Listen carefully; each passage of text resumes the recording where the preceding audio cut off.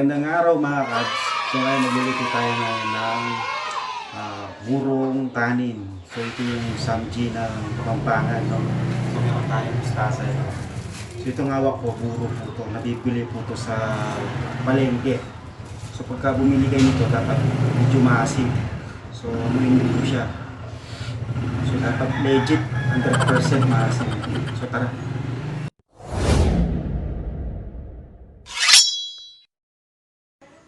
So, igigisa lang natin yung ating bawang. So, ayan po natin siyang mag-golden brown yung ating bawang. Ayan. So, lalagay natin yung minced onion. Iwaluin lang po natin siya.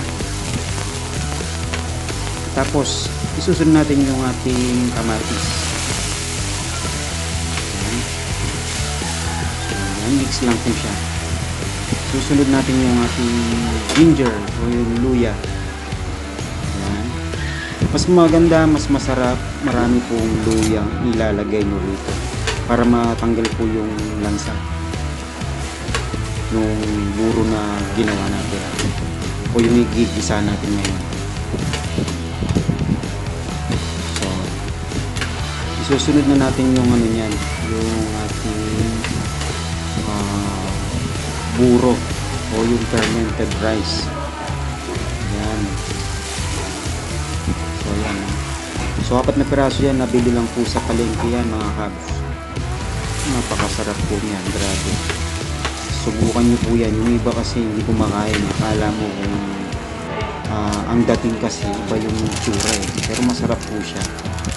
Nalagyan lang ng maging sarap.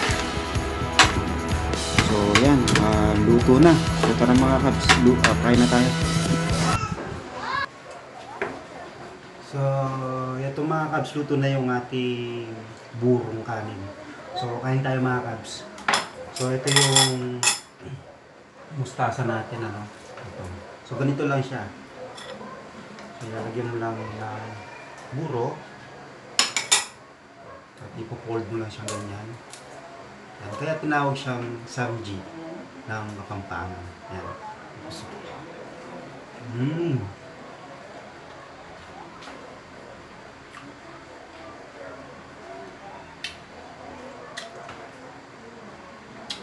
Tapos meron tayong talong.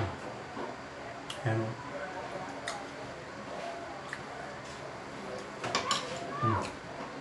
Kain tayo mga kaps.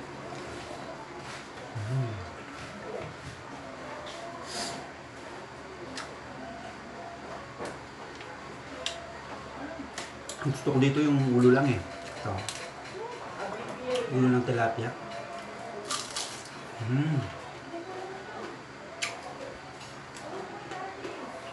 Meron tayong ampalaya.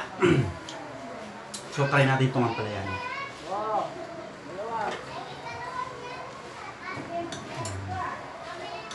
So ang gagawin nyo kabs,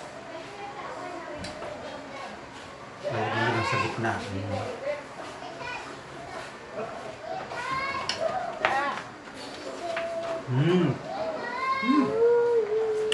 Sabayan mo ng kanin.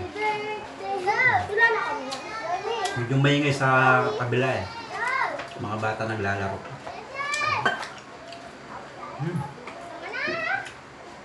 Masarap to, sa Pampanga lang yata itong meron eh. Itong buro na to. Ito yung tinatawag na fermented rice. Yung binuro siya ng 2 linggo. Lalagyan siya ng mga hipon, isda, ganyan. Pag naburo na siya, yung maasim na maasim, doon palang masarap itong buro na to. Legit, 100% dapat maasim. Okay. So, hanggang dito na lang mga kabs.